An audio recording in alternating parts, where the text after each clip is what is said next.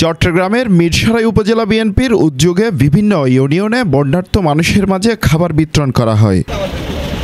২৬ জুলাই উপজেলার ১ থেকে ১৩টি ইউনিয়নের প্রায় ১৫,০০০ বন্যার্ত মানুষের মাঝে দুপুরের খাবার বিতরণ করেন উপজেলা বিএনপির আহ্বায়ক শহীদুল ইসলাম চৌধুরী। সকাল ১০টা থেকে শুরু করে পরিবহন যোগে এসব খাবার দুপুর পর্যন্ত বিতরণ করা হয়।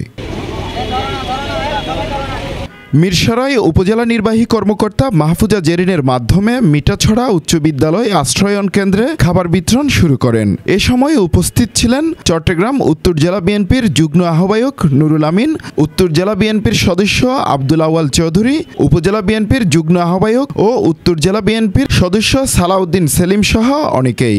আমাদের কার্যক্রম অব্যাহত থাকবে এবং বন্যা পরবর্তী যে পুনর্বাসন কর্মসূচি সেখানেও আমরা ভালোভাবে অংশগ্রহণ করতে পারব।